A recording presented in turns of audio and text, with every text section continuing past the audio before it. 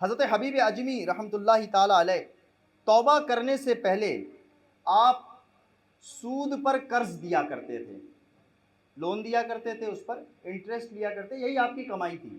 ایک مرتبہ آپ کسی اپنے مقروض کے یہاں پہنچے، دروازے پر دستک دی، وہ مقروض خود تو گھر پر موجود نہیں تھا، البتہ اس کی بیوی نے کہا میرا شوہر تو گھر پر نہیں ہے، نہ ہی میرے پاس رقم موجود ہے جو آپ کو دے دوں، البتہ آج ہم نے بکری ذبح کی ہے اور اس کا سارا گوشت تو ختم ہو چکا ہے، سری جو ہے یہ باقی ہے، اگر آپ چاہو وہ لینا چاہو تو لے لیجیے۔ تو انہوں نے یہ بھی غنیمت سمجھی اور بکری کی سری لے لی اور گھر لائے۔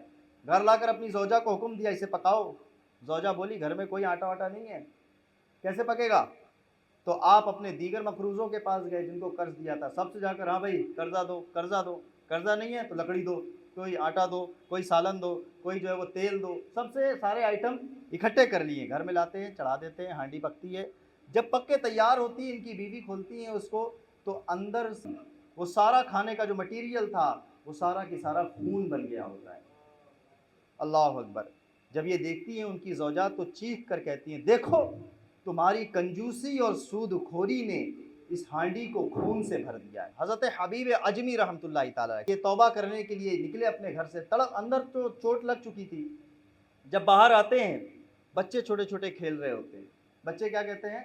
حبیب سود خور آ رہا ہے، کہیں ایسا نہ ہو کہ اس کے قدموں کی دھول ہم پر پڑ جائے اور ہم بھی بدبخت ہو جائیں۔ اب یہ بات سنتے ہیں تو دوہرا، پہلے تو خون ہوئی تھی ہانڈی میں، اب یہ بچوں کی بات سنتے دوہرا غم آ جاتا ہے، یار میں اتنا برا ہوں کہ بچے میرے دھول قدم کی دھول سے ایسا بچ رہے ہیں، بدبختی میرے اندر اتنی آ گئی ہے۔ ان کو اور تڑپ پیدا ہوتی، شرمندگی پیدا ہوتی، ندامت پیدا ہوتی ہے، یہ اپنے رب کی بارگاہ میں سچی توبہ کرتے ہوئے اس بزرگ کی بارگاہ میں حاضری دیتے ہیں۔ حضرت حسن بصری رحمۃ اللہ تعالیٰ علیہ کی بارگاہ میں حاضری دے کر سچی توبہ کرتے ہیں۔ اس کے بعد آپ جب گھر واپس آتے ہیں تو راستے میں وہی بچے کھیل رہے تھے۔ اب یہ جو حبیب گئے تھے اب جو لوٹے ہیں تو توبہ کر کے لوٹ رہے ہیں۔ آج وہی بچے یہ کہہ رہے ہیں کہ دور ہو جاؤ کہیں ہمارے قدموں کی دھول اللہ کے اس ولی پر نہ پڑ جائے۔ حضرت حبیب اجمی شوق ہو جاتے ہیں، حیران ہو جاتے ہیں یہ کیا ہوا، اور اللہ کی بارگاہ میں تڑپ کر عرض کرتے ہیں بارگاہ الہی میں اے رب کائنات، اے مالک و مولا تیری قدرت بھی عجیب ہے، آج ہی تو میں نے توبہ کی اور تو نے آج ہی میری نیک نامی کا اعلان کر دیا۔ اس کے بعد حضرت حبیب اجمی رحمۃ اللہ تعالیٰ علیہ سب حقوق ادا کیے، سودی لین دین کا کاروبار ختم کیا اور اپنے آپ کو پاک صاف کر کے اللہ کی عبادت میں ایسا مصروف ہوئے کہ اس وقت کے امام بن گئے۔